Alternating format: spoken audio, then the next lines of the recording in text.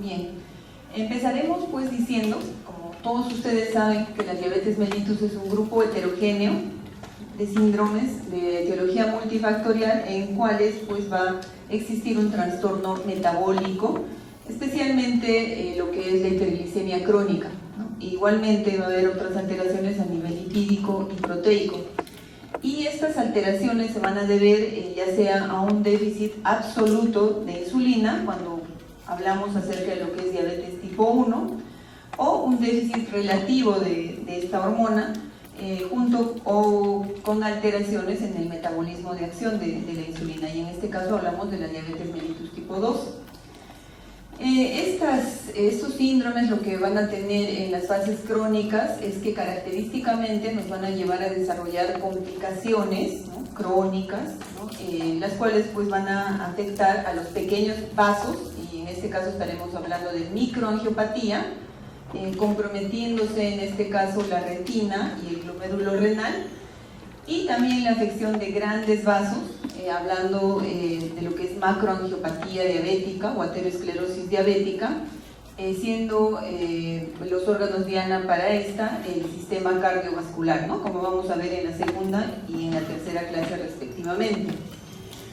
Todas estas complicaciones, junto con la alta prevalencia e incidencia que hay actualmente de diabetes, hacen pues que esta sea una enfermedad que tiene una alta morbimortalidad y es un verdadero problema de salud, un verdadero problema sanitario y socioeconómico. Bueno, la diabetes mellitus es la enfermedad endocrina más frecuente y es una de las principales causas de morbimortalidad de la sociedad actual, como les había mencionado. Como todos ustedes saben, en los últimos 25 años, un poco más, ya las enfermedades crónicas no transmisibles se han incrementado pues, en una forma muy alarmante en lo que es prevalencia, especialmente en países en desarrollo como es el nuestro, ¿ya? Y esto va básicamente en relación a lo que ha sido todo el cambio en el estilo de vida y también a que hay una mayor esperanza de vida en la población. Es así, aquí hay algunos datos, por ejemplo, que en 1980 había un aproximado de 108 millones de diabetes y en el 2014 esta cifra ha aumentado a 422 millones, ¿no? Esto según datos de la OMS. Y se supone que para el año 2035 esto se incrementaría incluso en un 52% más aproximadamente, ¿no? Por lo tanto, la diabetes se considera una de las epidemias del siglo XXI. ¿Sí? La forma más frecuente de diabetes va a ser la diabetes tipo 2, ¿sí? Aproximadamente un 90% de casos, mientras que la diabetes tipo 1 sería un 5 a 10% y el resto de tipos de diabetes abarcaría el porcentaje que estaría faltando. Entonces, como les he mencionado, y es muy importante recalcar, ustedes imagino que ya han hecho la clase de obesidad, ¿no?, el síndrome metabólico. El aumento de la diabetes va a coincidir también con el aumento de peso promedio en ambos sexos que se ha ido presentando en la actualidad. La diabetes está pues muy fuertemente asociada con lo que es el peso no saludable. Igualmente mencionarles que en la actualidad la diabetes tipo 2, que anteriormente se consideraba que incluso se le denominaba diabetes del adulto, ahora también se está presentando en niños, igualmente por el mismo problema de obesidad. Para todavía ser más alarmante, digamos, el escenario, un 50% de pacientes diabéticos no tiene diagnóstico, ¿no? Y cuando hacemos diagnóstico, aproximadamente un 40% de estos pacientes ya tienen alguna de las complicaciones que hemos mencionado, ¿no? En cuanto a lo que es la diabetes tipo 1, es una diabetes más infrecuente, se va a ver más en el hemisferio norte, por ejemplo en Finlandia, ¿no? Sin embargo, en nuestro país también estamos viendo que hay cada vez más presentación de casos, ¿sí? En el Perú también pues, es un problema creciente de salud pública. En el año 2014, la Federación Internacional de Diabetes estimaba que había una prevalencia de 6.1% entre adultos de 20 y 79%, ¿no? De los cuales aproximadamente un 50% no había sido diagnosticado. En la figura que está a la derecha de ustedes, ahí pueden apreciar que, bueno, pues desde épocas muy antiguas, ¿no? El hombre que inicialmente tenía una alimentación discontinua, ¿no? Los antiguos habitantes, ellos solamente comían cuando cazaban, ¿no? O cuando encontraban algún alimento, ¿no? Y tenía una elevada actividad física. Entonces tenía un genotipo estable, había un genotipo ahorrador, en el cual le permitía a este hombre, digamos, ahorrar energía para momentos en que va a estar sin comer, que probablemente eran periodos de días, ¿no? O semanas quizás. Y como pueden apreciar ya en el siglo XXI, lo que está pasando es pues que las personas somos muy sedentarias y encima nos hiperalimentamos, ¿no? Somos sedentarios y comemos desayuno, almuerzo, cena, ¿no? Postre, o sea, todo lo que se puede consumir durante el día. Y obviamente esto hace que haya un incremento de peso, ¿no? Y el genotipo nuestro ya sea susceptible al desarrollo de diabetes mellitus y síndrome metabólico. Bueno, entonces vamos a poner esta clasificación. Es una clasificación etiológica y es la que está aceptada actualmente, ha sido dada por la Asociación Americana de Diabetes. Y en esta clasificación vamos a dividir a la diabetes en 4 grandes grupos. En primer lugar, la diabetes tipo 1, que puede ser de 2 clases, una que es inmunomediada y otra que es idiopática. La diabetes tipo 2, que como les he dicho es la más frecuente. En el tercer grupo se encuentran otros tipos específicos de diabetes y como ahí ustedes pueden apreciar hay varias formas, ¿no? en que puede desarrollarse diabetes. Y finalmente en un cuarto grupo la diabetes mellitus gestacional. Miren que por ejemplo la diabetes producida por endocrinopatías como por ejemplo la acromegalia, el síndrome de Cushing, no es diabetes tipo 2, ¿no? Sino que está clasificado en el tercer grupo, o sea, diabetes de otros tipos específicos, ¿ya? Igualmente, enfermedades del páncreas exócrino, por ejemplo, un paciente que ha tenido una pancreatitis y que por eso posteriormente desarrolla la diabetes. También algunos defectos genéticos, tanto en la función de la célula beta, en la acción de la insulina, las diabetes producidas por drogas, como por ejemplo por corticoides, ¿no? Están las diabetes también que se presentan en algunos tipos de infecciones, algunos tipos de diabetes no comunes, ¿no? Y algunos síndromes genéticos que se pueden asociar con diabetes, ¿no? Todos estos están dentro del tercer grupo, ¿ya? Vamos a hablar de las formas más frecuentes. La diabetes tipo 1, como les había mencionado, va a representar entre un 5 a 10% de pacientes diabéticos.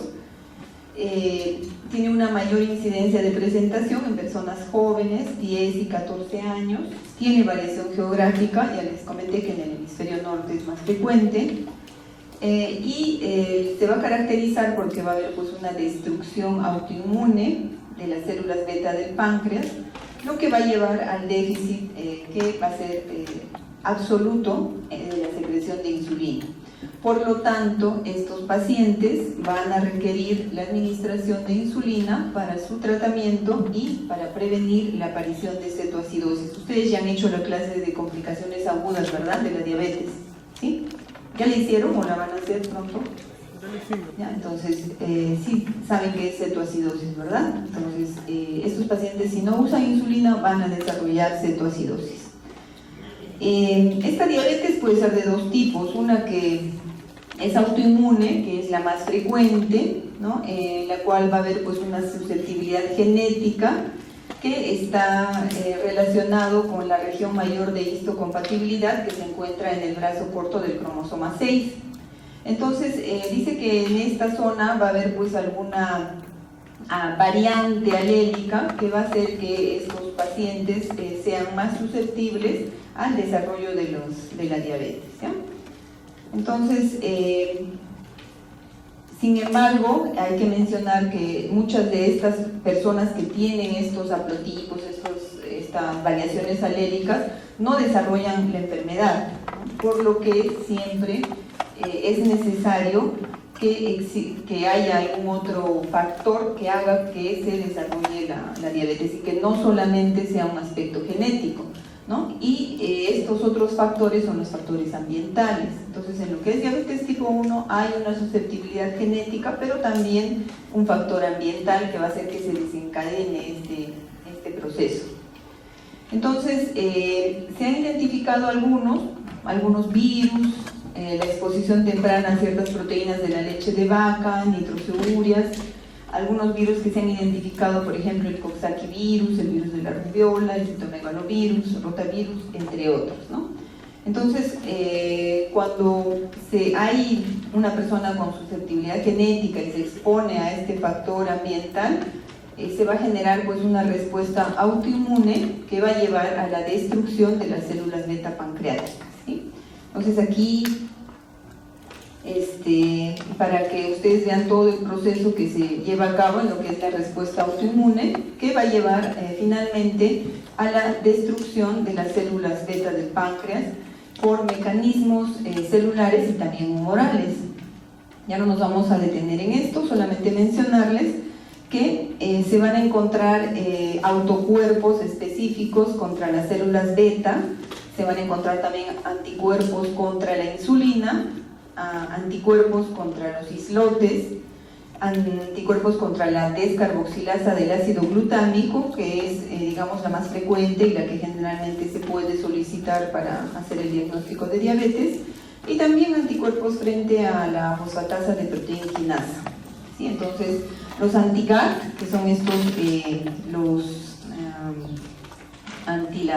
anticuerpos contra la descarboxilasa del ácido glutámico, y los anticuerpos frente a la fosfatasa de la proteína quinasa 2, esos son los más específicos, ¿no? Por lo que generalmente se van a encontrar en un 75% de pacientes con diabetes tipo 1, ¿no? Y se utilizan para el diagnóstico.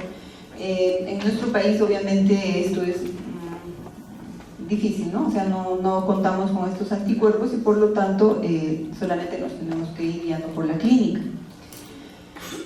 Es importante mencionar, como les he dicho, que la diabetes mellitus tipo 1 tiene un fondo autoinmune, que como ustedes saben, todas las enfermedades autoinmunes tienen una relación.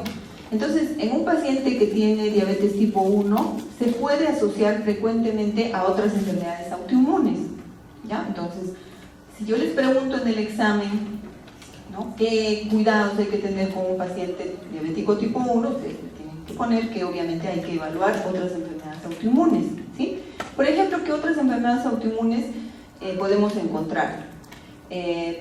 Alteraciones a nivel de la tiroides, ¿no? Se ha visto que hasta una cuarta parte de pacientes con diabetes tipo 1 van a tener alguna alteración de la tiroides, ya sea hipertiroidismo por enfermedad de Graves o hipotiroidismo, ¿no? O una tiroiditis de Hashimoto, que obviamente tienen una base autoinmune. Por lo que en estos pacientes que tienen diabetes tipo 1, nosotros obligatoriamente en sus controles tenemos que hacerle anualmente una determinación de hormonas tiroideas, ¿no?, especialmente la TSH, para hacer el diagnóstico temprano y darle tratamiento. También puede relacionarse con insuficiencia suprarrenal. Esta también es una enfermedad endocrina que tiene una base autoinmune, ¿no?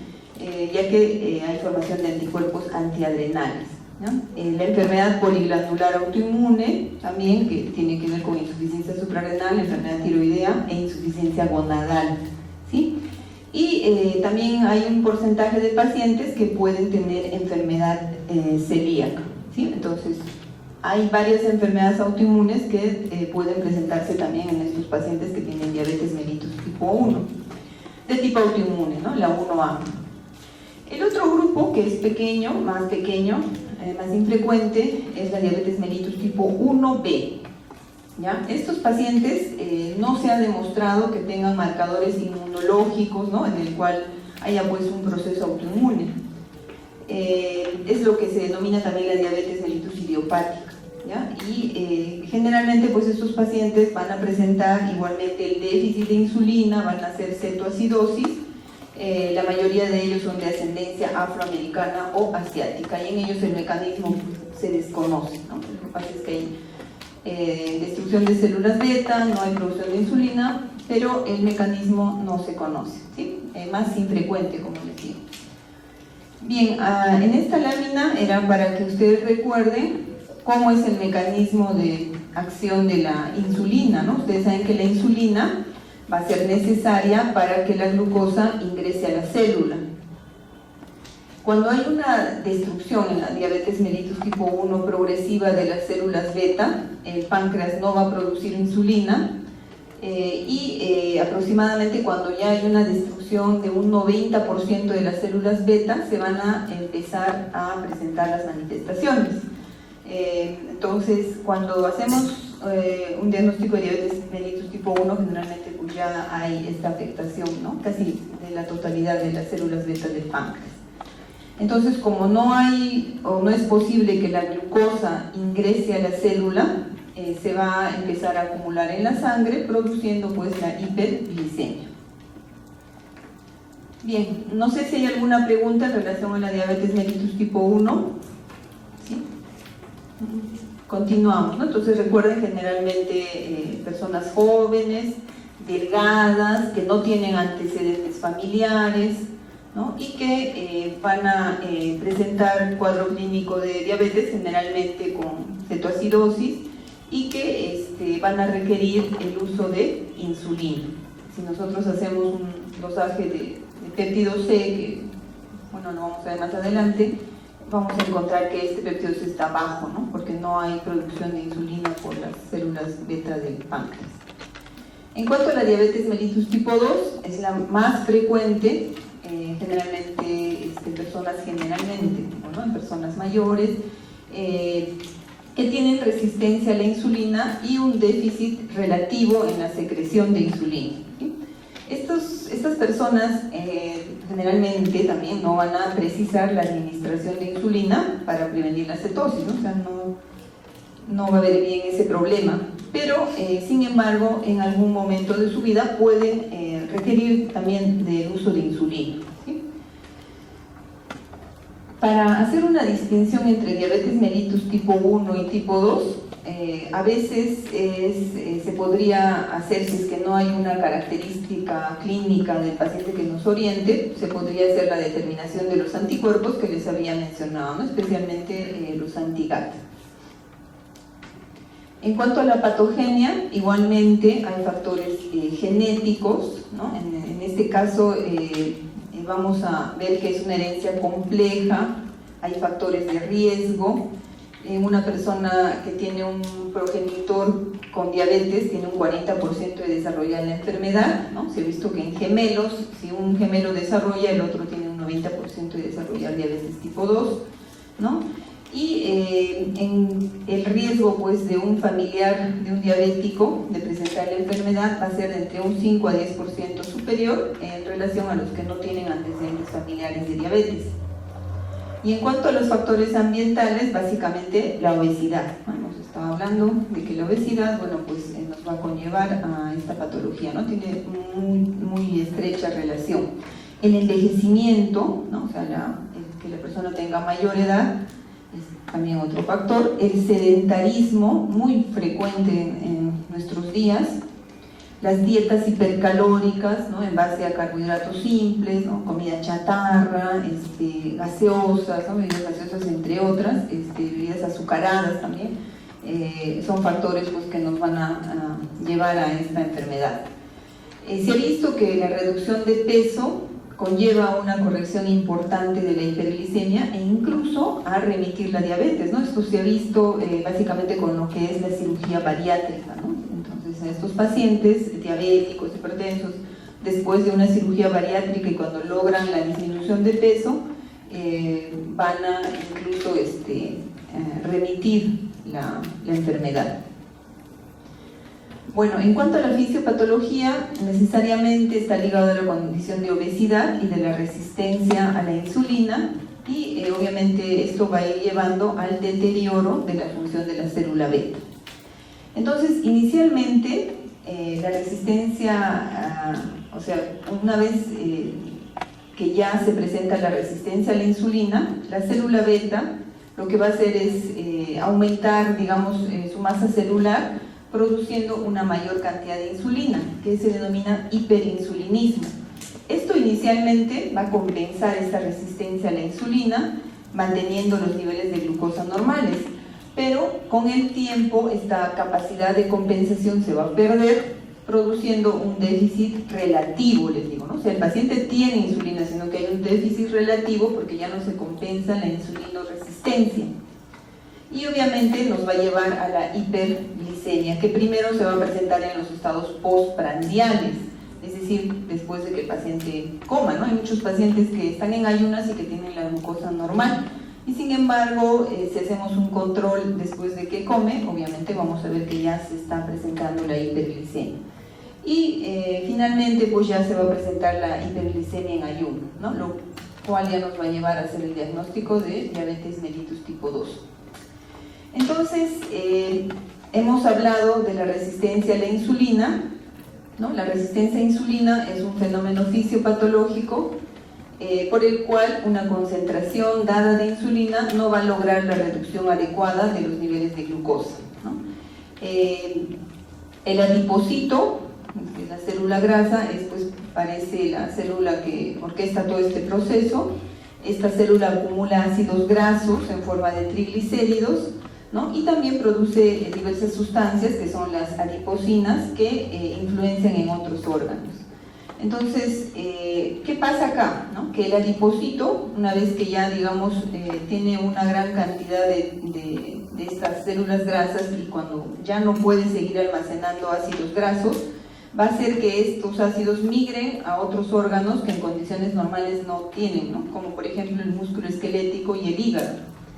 Ustedes saben que el músculo esquelético es el órgano blanco principal de la insulina y que allí se deposita el 80% de la glucosa circulante. Por lo tanto, cuando estos ácidos grasos llegan al músculo esquelético, va a hacer que se bloquee estas señales de insulina, llevando a la resistencia a la insulina, ¿sí? Bueno, entonces ya por otro tipo de mecanismos bioquímicos, lo que hace pues es que haya la resistencia a insulina, el hiperinsulinismo compensatorio, y finalmente esta compensación se pierde.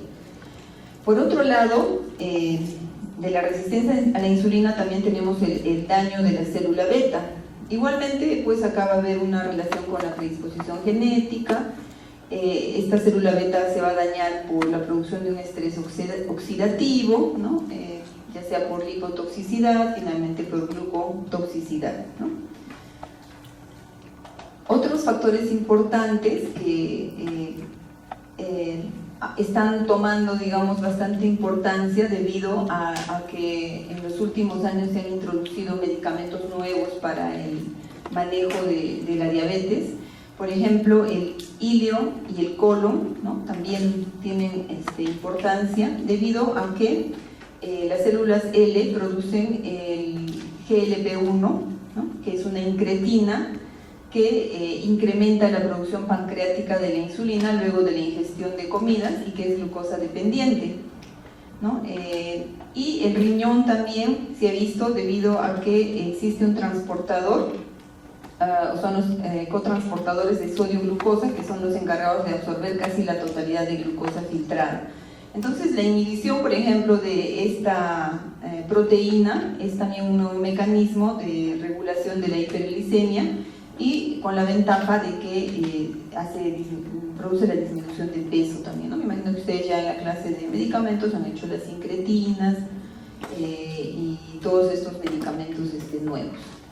Entonces, para resumir, lo que es la fisiopatología de la diabetes tipo 2, la disminución de la masa de células beta, el ilion, el colon, el adipocito, el riñón, el músculo esquelético, el hígado, ¿no? Y disfunción de otros neurotransmisores a nivel cerebral, tienen que ver pues con la presentación de la hiperglicemia. Bien, En cuanto a manifestaciones clínicas, ¿no?, que siempre habrán escuchado y lo sabrán bastante bien, que los síntomas cardinales, las 4P de la diabetes, que son la poliuria, la polidipsia, que ustedes ya saben qué es, ¿no? La polifagia y la pérdida de peso son, digamos, los síntomas cardinales de la diabetes y que se van a presentar en los pacientes. Sin embargo, no todos estos síntomas pueden presentarse en un mismo paciente, ¿no?, dependiendo de cuán descompensado se encuentre. En cuanto a la diabetes tipo 1, personas jóvenes, ¿no?, el inicio de síntomas generalmente va a ser brusco. Les he dicho que cuando ya se compromete el 90% de las células beta, recién va a dar manifestaciones, ¿no?, pero es en forma más brusca. Y este inicio pues se va a deber a la hiperglicemia de días o semanas de evolución, con poliuria, polidipsia, polifagia, astenia, pérdida de peso. Son niños que a veces pueden indicar enuresis nocturna, ¿no? Son niños que se miccionan en las noches y que puede ser una causa de esto la diabetes, ¿no? Frecuentemente pueden debutar como cetoacidosis diabética. Generalmente estas personas suelen ser delgadas o tener el peso normal. El tratamiento con insulina es necesario y después de que iniciamos la insulina en estos pacientes, puede haber un periodo de remisión parcial, el cual se denomina periodo de la luna de miel, que puede durar algunos meses hasta incluso 2 años, en los cuales estos pacientes requieren bajas dosis de insulina y que tienen pues un control metabólico adecuado. Entonces, en personas que tienen diabetes tipo 1, que vienen a veces con cetoacidosis diabética, cuando iniciamos el tratamiento con insulina, pueden presentar algún periodo de mejoría, ¿no? Como les digo, con dosis bajitas de insulina, están bien compensados. A veces la familia piensa que se está curando, ¿no?, y que está bien, pero en realidad es un periodo de luna de miel, ¿no?, en el cual cuando empezamos a administrar la insulina, como existe una baja todavía reserva, puede mantenerse, ¿no? Pero finalmente igual estos pacientes, máximo algunos 2 años, lo que refiere la bibliografía, ya van a empezar a descompensarse y van a tener que usar dosis mayores de insulina. Y en cuanto a la diabetes tipo 2, generalmente en edades avanzadas, como les digo, intermedias ahora estamos viendo bastante frecuencia de presentación también en personas jóvenes, ¿no? La clínica se presenta de forma insidiosa, en este caso es más largo, ¿no?, en semanas, meses, incluso se hace el diagnóstico en personas que están asintomáticas, ¿no? Ocasionalmente estos pacientes pueden debutar como un estado hiperosmolar, ¿no? La mayoría de ellos va a presentar sobrepeso, obesidad, y para el caso de este tipo de diabetes, el tratamiento inicial será pues con cambios en el estilo de vida, dieta, actividad física, metformina, ¿no?, como primera línea, salvo que haya alguna contraindicación y salvo pues que el paciente esté muy descompensado, que esté en un estado hiperosmolar en el cual siempre tendremos que usar insulina. En este caso, si nosotros medimos la reserva pancreática de insulina, lo podemos estimar mediante la prueba de secreción del péptido C, ¿sí? Entonces, aquí una imagen esquemática para que ustedes puedan ver diabetes tipo 1, diabetes tipo 2, ¿no? Entonces, persona delgada, joven, que va a requerir insulina, y en el tipo 2, generalmente persona ya de edad más avanzada y con sobrepeso u obesidad.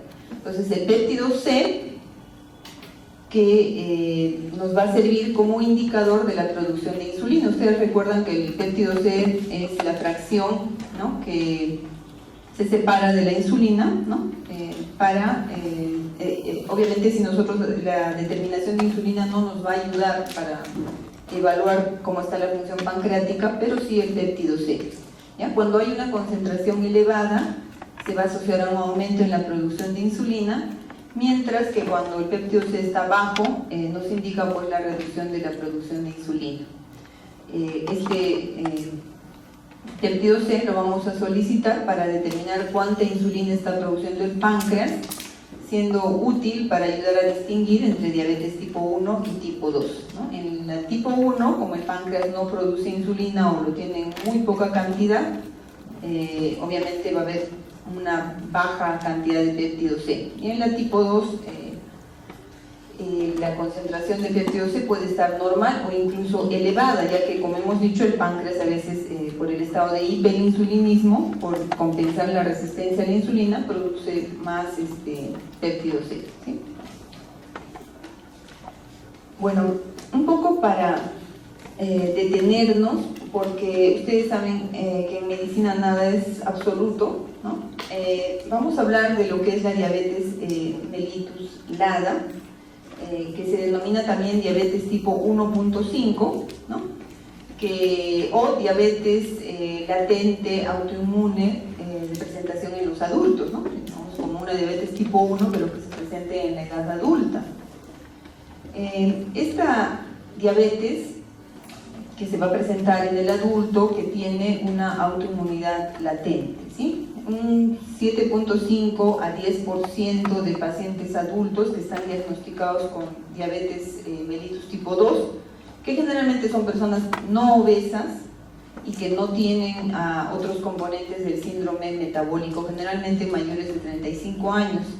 ¿No? En estas personas lo que ocurre es que el ataque del sistema autoinmune es lento, y inicialmente estos pacientes incluso pueden usar fármacos como imenclavida, ¿no? Sulfonilurias, ¿no?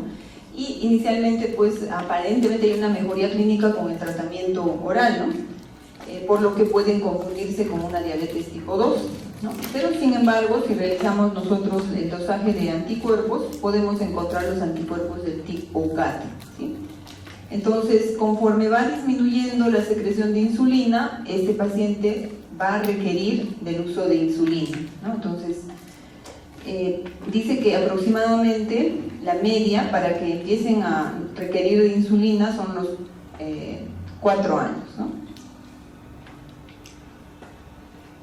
Estos pacientes van a tener, a diferencia de los pacientes con diabetes tipo 2, menos problemas cardíacos, es decir, menor presentación de macroangiopatía diabética, porque obviamente no presentan dislipidemia ni hipertensión, ¿no? Entonces, es importante diferenciarlos a estos pacientes de los diabetes tipo 2, ¿no? De los pacientes con diabetes tipo 2.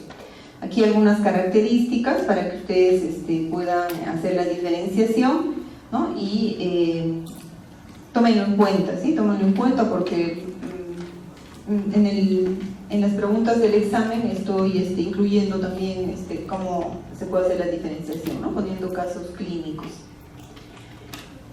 Bien, entonces ya hemos hablado de las clases de diabetes y ahora vamos a ir al diagnóstico de diabetes. ¿Cómo es que hacemos el diagnóstico de diabetes? Para hacer el diagnóstico nos vamos a basar en la presencia de una de las 3 anomalías siguientes del metabolismo de la glucosa, ¿no? Primero, que haya una alteración de la glucosa plasmática en ayunas, ¿no? Hemos dicho, ¿no? Hay una elevación de glucosa en ayunas, ¿no? Esa sería una forma. Otra sería que haya una elevación de la glucosa en cualquier momento del día junto con síntomas como poliuria, polidipsia y adelgazamiento. Y la tercera forma de hacer diagnóstico de diabetes es con una alteración a las 2 horas en el test de sobrecarga oral a la glucosa, ¿no? El test de tolerancia oral a la glucosa. Entonces, en base a estas 3 anomalías vamos a hacer el diagnóstico de diabetes. Entonces, es importante que memoricen esto, son los criterios diagnósticos que están aprobados por la OMS, la Federación Internacional de Diabetes y la Asociación Americana de Diabetes.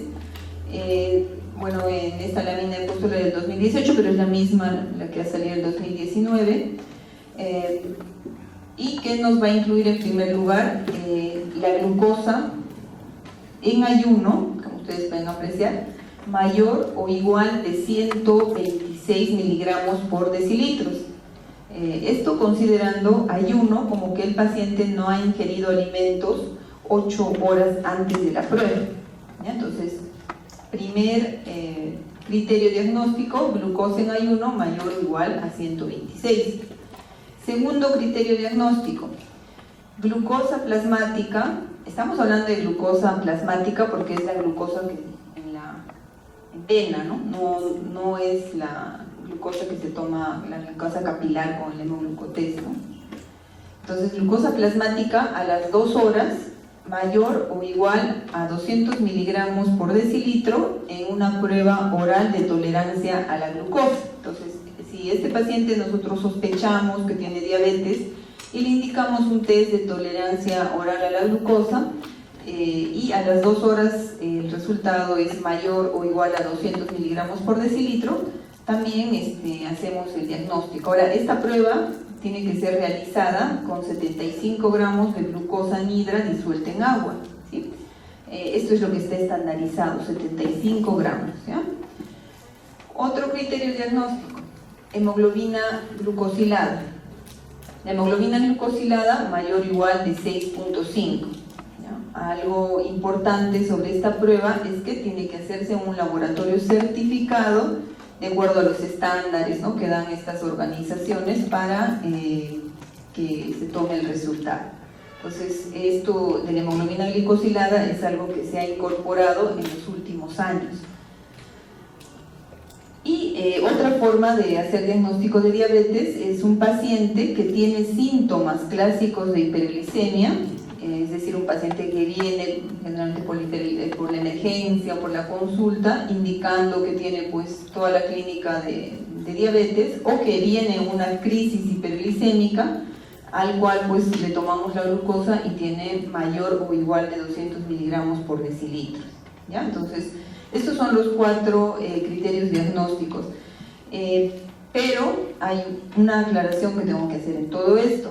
En los 3 primeros, la glucosa en ayuno, la glucosa a las 2 horas del test y la hemoglobina glicosilada, tiene que repetirse, o sea, necesita confirmación. ¿Eso qué quiere decir? Que si un paciente viene con una glucosa en 128 en ayuno, tengo que ver otra prueba o la misma para ver si obviamente tiene también la glucosa elevada, ¿ya?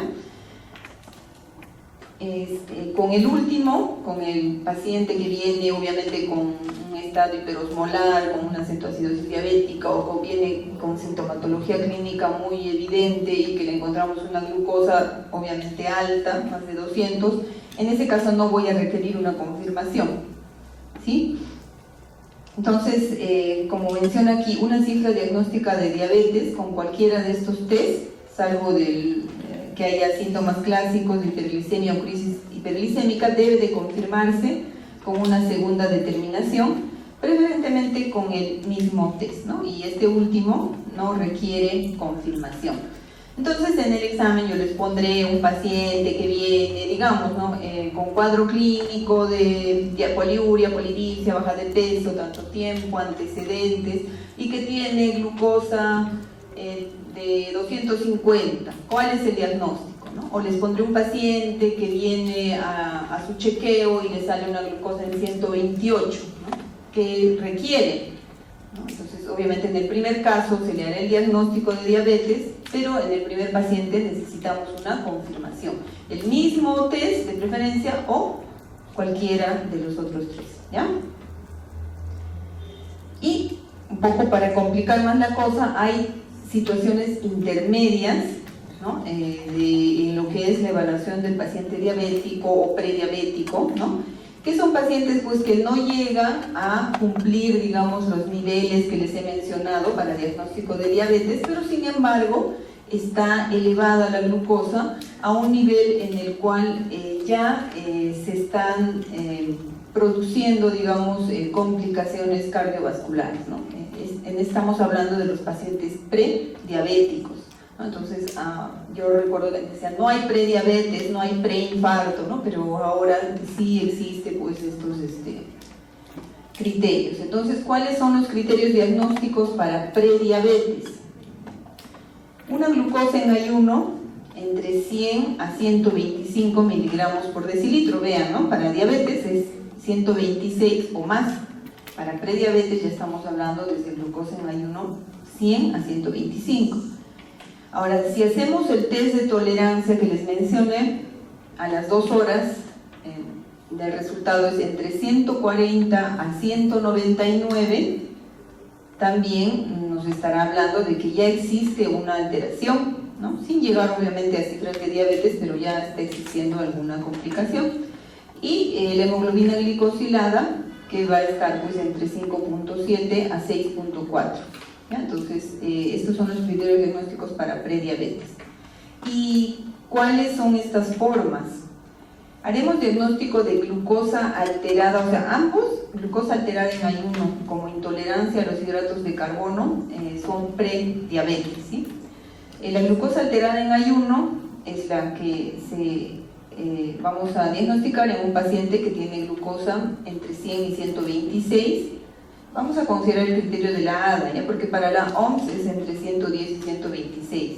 Pero entre 100 y 126, una glucosa alterada en ayuno, y el otro que es la intolerancia a la glucosa o intolerancia a los hidratos de carbono, en el cual la glucosa plasmática a las 2 horas del test está entre 140 y 200, ¿no? Entonces, ¿por qué es importante determinar este grupo? Porque en este grupo de pacientes, si no se toman medidas, también pues estos, o sea, ya son un factor de riesgo importante para el desarrollo de enfermedad cardiovascular, ¿sí? Bien, entonces graben bien esas cifras, ¿no? Para que puedan ustedes hacer vuestro diagnóstico de diabetes y de prediabetes. ¿En quiénes tenemos que hacer un cribado de diabetes mellitus? En adultos que obviamente estén asintomáticos, ¿no? ¿En quiénes hacemos el cribado? Cuando el paciente tiene tiene más de 45 años y independientemente de la edad, en personas que tienen un índice de masa corporal mayor o igual de 25 y que además tienen un factor de riesgo adicional. ¿Cuáles son estos factores de riesgo? Sedentarismo, antecedentes familiares de primer grado de diabetes, grupo étnico de alto riesgo, miren que nosotros estamos entre el grupo étnico de alto riesgo, ¿no? Personas que tienen prediabetes, historia personal de diabetes mellitus gestacional o mujeres que han tenido fetos macrosómicos, hipertensión arterial, aumento de los triglicéridos o disminución de HDL, mujeres que tienen ovarios poliquísticos, algunas condiciones clínicas que se asocian a insulinoresistencia, como por ejemplo la acantosis nigricans, y antecedentes personales de enfermedad cardiovascular. Entonces, en estos pacientes que no tienen sintomatología de diabetes, podemos o deberíamos hacer el cribado cada año, ¿sí?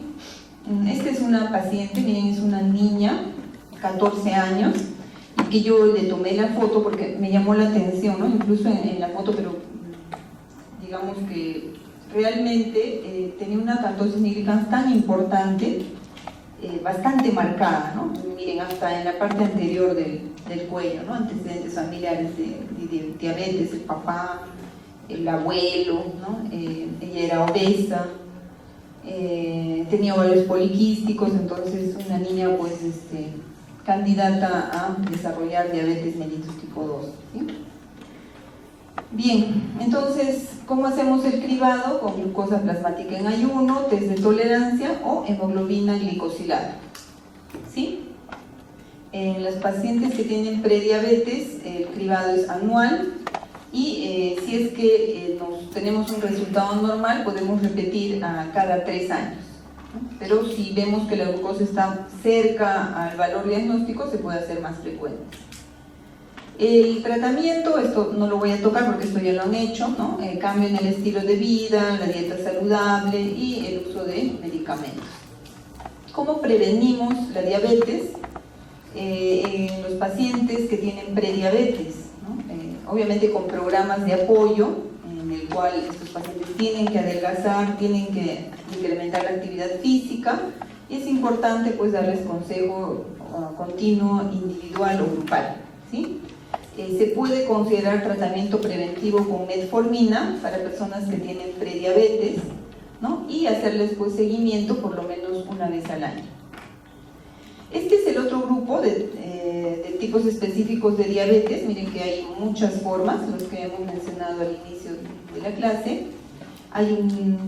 Dentro de estos otros tipos de diabetes vamos a tocar brevemente a lo que es la diabetes tipo MODY, ¿no? Que es la diabetes de la edad madura que se presenta en el joven, ¿no? Recuerdan que habíamos hablado de diabetes LADA, esta también es una diabetes del adulto, digamos, una diabetes tipo 2 que se presenta en una persona joven, ¿no? Se parece inicialmente más a la diabetes tipo 2, no necesita generalmente insulina, pero se presenta a edades tempranas, ¿no? Debajo de los 25 años, y va a ser diferente a lo que es la diabetes mellitus tipo 2 que se presenta en la población infantil, ¿no? Generalmente estos pacientes con diabetes tipo MODY no son obesos, ¿sí? No son obesos, a diferencia de los pacientes niños, jóvenes con diabetes mellitus tipo 2.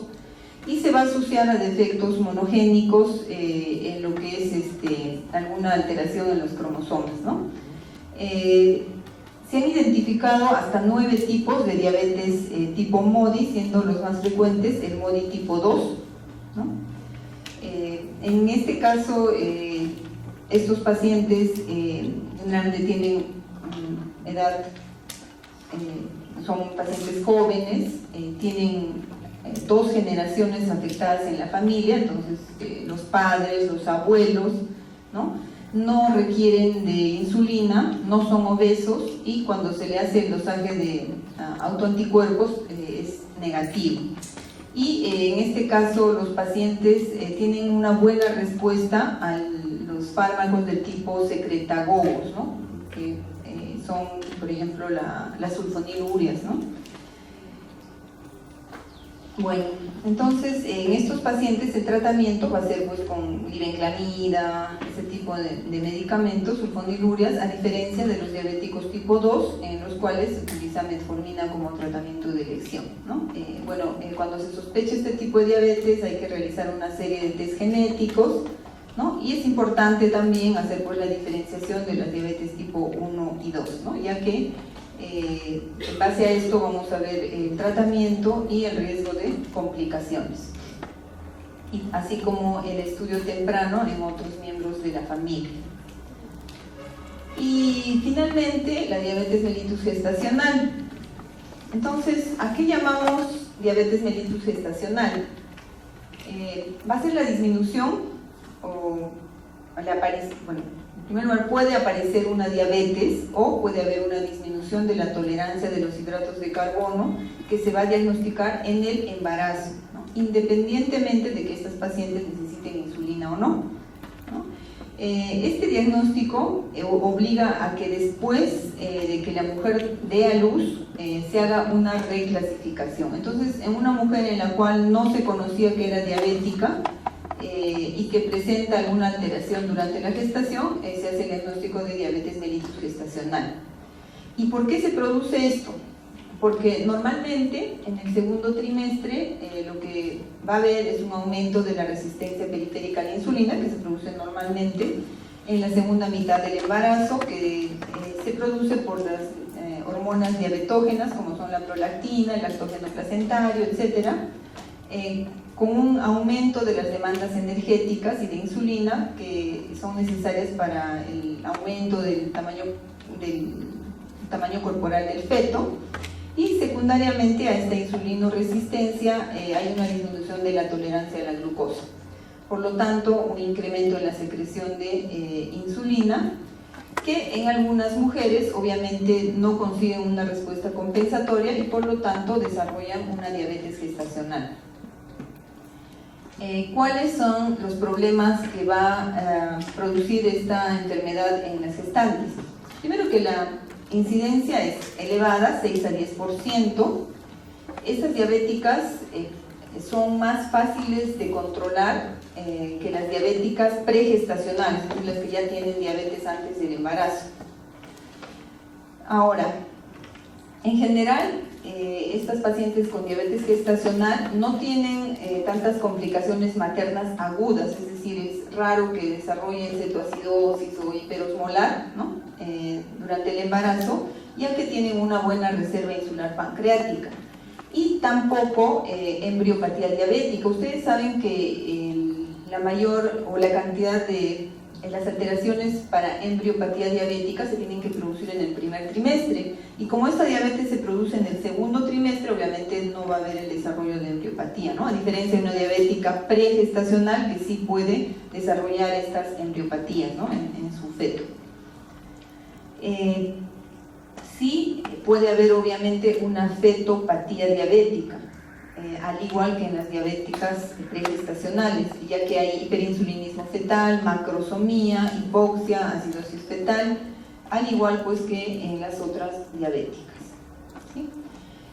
También para hacer el diagnóstico de diabetes gestacional hay algunos criterios, ¿no? Que tienen que conocerlos, ¿no? Hay varias formas de hacer diagnóstico de diabetes gestacional. Hay una estrategia de un paso en el cual se hace un test de tolerancia, al igual que en las personas, en los adultos, ¿no? Que hacíamos diagnóstico de diabetes, con el test de tolerancia con 75 gramos, y acá sí se hace los controles en ayuno a la hora y a las 2 horas, y otra estrategia de 2 pasos en la cual primero se hace un screening con 50 gramos de glucosa, y si es que estas mujeres alcanzan a la primera hora más de 130, recién se pasa a otro test, pero con una carga de 100 gramos de glucosa, ¿no? Y acá pues algunos los valores por los cuales se haría el diagnóstico de diabetes gestacional, ¿ya? Bien, ¿cuáles son las metas del control glicémico? La hemoglobina glicosilada por debajo o cerca del 7%, se ha visto que va a reducir las complicaciones microvasculares, y si es que tenemos un buen control glicémico desde el inicio, también va a haber una reducción a largo plazo de las enfermedades macrovasculares. Entonces, en algunos pacientes podemos indicarles que la hemoglobina glicosilada sea menor, por ejemplo, en pacientes que recién se ha hecho el diagnóstico, pacientes jóvenes que tienen alta esperanza de vida, que no tienen riesgos cardiovasculares, ¿no?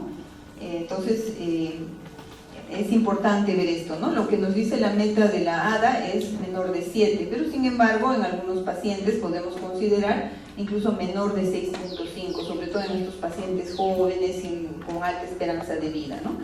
Y por el contrario, en personas mayores que hacen hipoglicemias, que tienen esperanza de vida limitada, que ya tienen complicaciones, podemos tener metas menos estrictas, como por ejemplo tener hemoglobina glicosilada menos de 8, ¿no?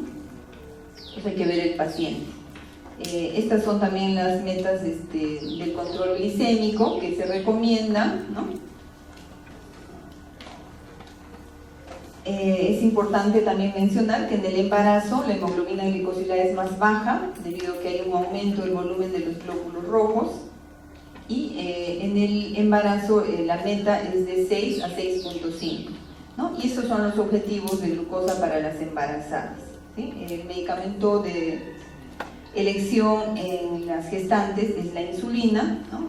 Sin embargo, se ha venido usando glibenclamida y metformina, pero estos fármacos atraviesan la placenta, no están aprobados por la FDA, están catalogados como fármacos de tipo D, ¿no? O sea, no hay estudios a largo plazo que nos hagan ver que no van a producir alguna alteración, pero sin embargo se ha venido usando especialmente la metformina en mujeres obesas. La hemoglobina glicosilada es la mejor prueba para el control glicémico, ¿no? Ya que hay evidencia científica que correlaciona las complicaciones crónicas con los valores elevados de hemoglobina glicosilada, ¿sí? Esta hemoglobina glicosilada se forma continuamente en el eritrocito durante los 120 días de vida aproximadamente que tiene, ¿no? Por lo tanto, nos puede reflejar el promedio de glucosa que tiene la persona en los 3 últimos meses, ¿sí? Se recomienda que se determine 2 veces al año en pacientes compensados y hasta cada 3 meses en los pacientes en los cuales se cambie el tratamiento, ¿no? No es que hay que pedirla a cada rato, ¿no? Cada 3 meses es la recomendación. Esta es una correlación entre lo que es la hemoglobina glicosilada y la glucosa media, ¿no? Para que ustedes, por ejemplo, una hemoglobina glicosilada de 6 nos indica que ese paciente tiene un promedio de glucosa de 126 en los últimos 3 meses, mientras que una hemoglobina glicosilada de 12 nos indica que ese paciente tendría un promedio de 298 de glucosa. hay pacientes que tienen 14, 15, ¿no?, de hemoglobina glicosilada. Bien, eso es respecto al primer tema.